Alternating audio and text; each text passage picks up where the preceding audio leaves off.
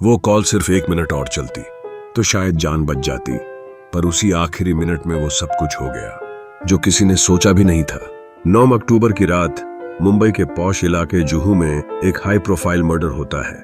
पीड़िता रिया मेहता, उम्र 27 साल, सोशल मीडिया इन्फ्लुएंसर और फैशन मॉडल। वो पुलिस को वीडियो कॉल कर रही थी लाइव। कॉल आधी रात के करीब 12:04 बजे थाने में रिसीव हुई। प्लीज जल्दी आइए, कोई मेरे घर में है, आसिया रिया के आखिरी शब्द थे। और फिर कैमरा गिरता है, स्क्रीन काली हो जाती है।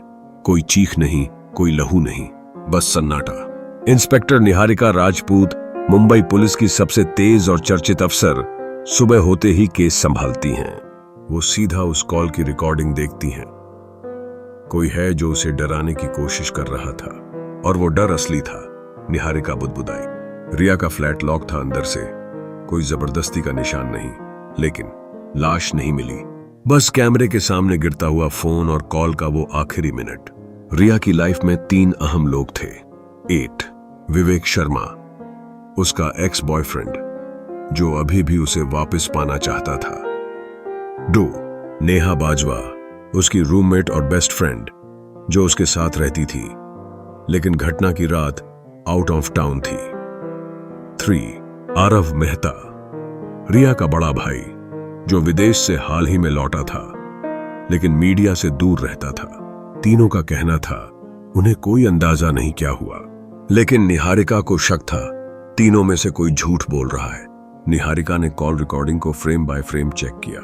कॉल में एक शीशे का रिफ्लेक्शन दिखता है, किसी आदमी की परछाई, लेकिन चेहरा नहीं, बस एक लाल रंग की जैकेट और एक बायां हाथ जिस पर कोई टैटू जैसा निशान।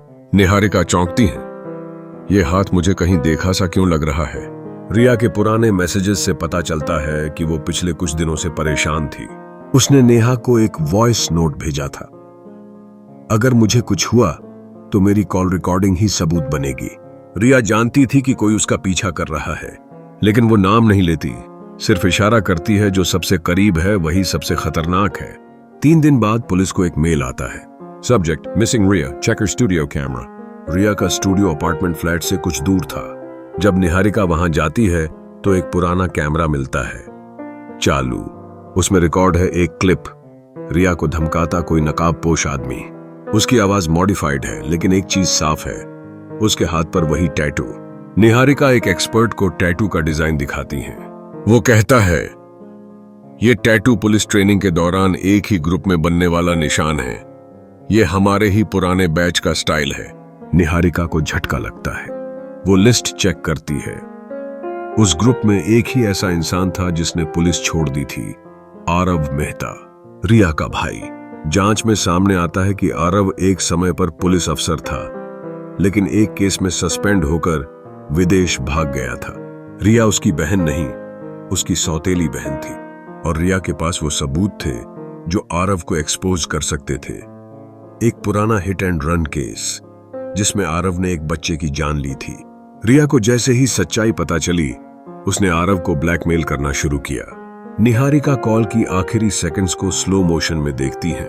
रिया के गिरते ही कैमरे का एंगल बदलता है और एक फ्रेम में एक चेहरा दिखता है, बस 1 सेकंड के लिए, आरव का।